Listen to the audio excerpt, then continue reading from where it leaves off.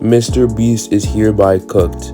Because of what's just now come out, he's cooked. Now, last time on the Mr. Beast saga, Tyson was exposed for touching kids. Not only that, Mr. Beast was exposed for being a fraud. Now, Mr. Beast's whole Beast Games operation is being exposed. He's being exposed for rigging some of his challenges, and he's now sending out cease and desist. So during the Beast Games, contestants were instructed to supply the production staff with a Ziploc bag containing 5 days worth of undergarments, which would be distributed to contestants once the games were underway. But several contestants said they had waited hours or even days to receive their clean underwear. See, now if you looked me in my face and told me that Mr. Beast would be exposed for making people walk around with shitty drawers, I'd look at you like a crazy person. During an intake process this year, several contestants told the New York Times that they had been asked whether they would be willing to be buried alive or travel to outer space. One contestant recalled being asked if she would be able to swim to shore if thrown off from a boat. I understand that such activities may cause me death, illness, or serious bodily injury, including but not limited to exhaustion, dehydration, overexertion, burns, and heat stroke, read aloud in the contract reviewed by the Times that applicants were required to sign. What they did not expect, however, were the more mundane yet potentially dangerous inconveniences that they said had befallen them during the competition. Speaking with the New York Times on the condition of anonymity due to non-disclosure agreements or NDAs, over a dozen people who had participated in the first installment of the Beast Games said that they had not received adequate food or medical care, and that some competitors had suffered injuries from the physical challenges. The event was being filmed from Mr. Donaldson's, aka Mr. Beast, YouTube channel to select contestants to participate in the Amazon MGM show later this summer. You remember how they said food and medication were scarce? Well, the article talks about that too. Despite reassurance that contestants' medications will be distributed to them when needed, several contestants said that they had not received their medication on time, including one contestant who needed insulin, instead of receiving it hours or even days after their scheduled dosing times. One contestant said that she had initially been denied the food that she required to take her medication and had been told by staff members that she did not need to eat. After asking repeatedly, she was given half a banana. I think Mr. Beast took the Squid Games theme a little too literally, because he's treating these people like they're in freaking Alcatraz. Oh no, but it's still not done. Even if the contestants were given food, guess what? It was barely anything. One meal described by several contestants included a tiny portion of cold oatmeal, one hard-boiled egg, and a few pieces of raw vegetables.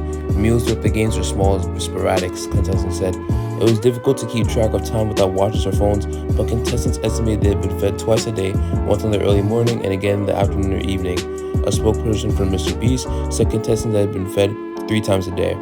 On a few occasions, the production staff passed around small feasts with chocolate bars, a brand created by Mr. Beast, and filmed some people eating and praising the candy. Now, even though they were providing them barely any food, the challenges weren't that hard, right? Wrong.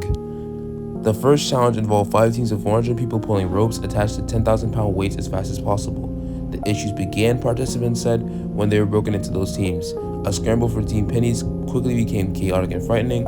Several said, describing a crush of people pushing and shoving other contestants while the production staff was unable to calm the crowd. One contestant described hyperventilating amid the scene. Another said she had been almost horizontal and had fear being trampled. Now, these contestants were the lucky ones.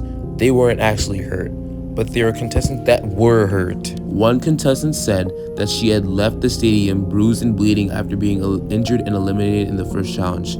She was handed $1,000 in a stack of dollar bills as a consolation prize, but said she had to hand the money back to producers after the cameras were off. Competitors were told they would receive their real payments later, she said, but as of publication time, she had not yet been paid. So, y'all aren't even paying the people who actually got injured?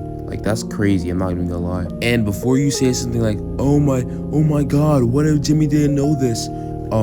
From what I'm hearing, Amazon is mostly hands-off with the show. Mr. Beast's contract gave him full creative control. He is the boss. Do not look at me and try to tell me that Mr. Beast wasn't organizing panty raids in his new show.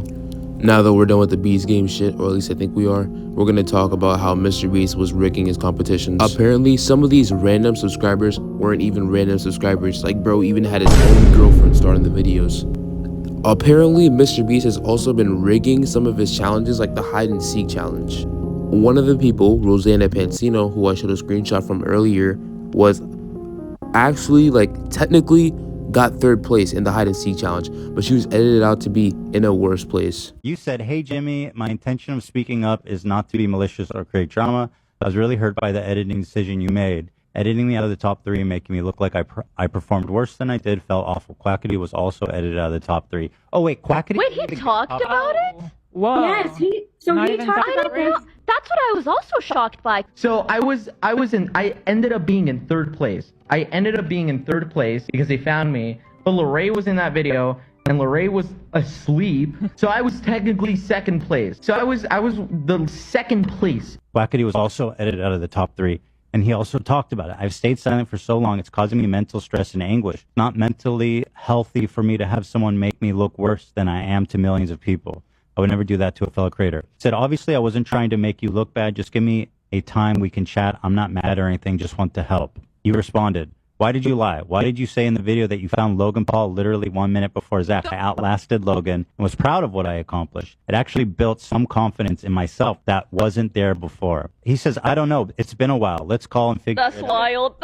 Not only that, but Dogpack had asked one of the other employees if any of the videos were rigged, and this is what they had to say. In 100 boys versus girls, we were told it would be a PR problem if the boys won by a lot. Also, we didn't have enough girls to film, so several Mr. Beast employees stepped in for the video, but most had to get out almost immediately. So production was told to get more boys out to make it closer. Also, at the end, when we divided the circles into 10 parts, there was a shift change of the people monitoring the contestants. After that, I noticed that no more girls got out, so I think the results were pretty rigged. I'm sorry that I sound like I had a massive loogie stuck in my throat. I just had to assume what the guy said because the message just cuts off after that last sentence. The last thing I want to touch upon is the fake lotteries. And since I don't really want to explain all that, I'll just have Dogpack do it for me. And we will sign that shirt, and some of them will get random prizes like this. 46 illegal lotteries. These lotteries are also run poorly. Multiple times they would say something like, buy in the next 5 minutes for a chance to win. And then 7 minutes later go, actually, the newest order in 30 seconds is going to win. In 5 minutes, we're going to do the same thing again. We're going to put $1,000 in a random order. Hey, Daryl, don't we owe someone $1,000? We do. Yeah. So, all right. So the newest order in 30 seconds, we are going to put $1,000 in your package. We're going to break neutral. When there was just no way they were ever even close to losing money on this stream. In 5 hours, they gave away about $50,000 worth of stuff and sold over 50,000 t-shirts. Selling these t-shirts at $42 each, profit margin would be about $22. But even if they were making like $1 per shirt, they would still be fine. Also, by my estimates, only 1 in every 1,600 orders actually won a prize. And I guarantee he has real-time analytics on his laptop. He knows they make more money every time he says, oh my God, guys, we're giving away so much stuff. Just one more thing I'd like to talk about before I end off this video. Mr. Beast has been deleting comments off of his channel talking about the Kris Tyson situation, and it just makes him look like extremely fishy and extremely guilty. Mr. Beast has been deleting all the comments that speak on the situation about him being a fraud. It doesn't matter if you don't space out your comment, they will all be deleted. So with all that being said, if you liked the video, subscribe. The Discord's in the description, and I'll see you guys later. Peace.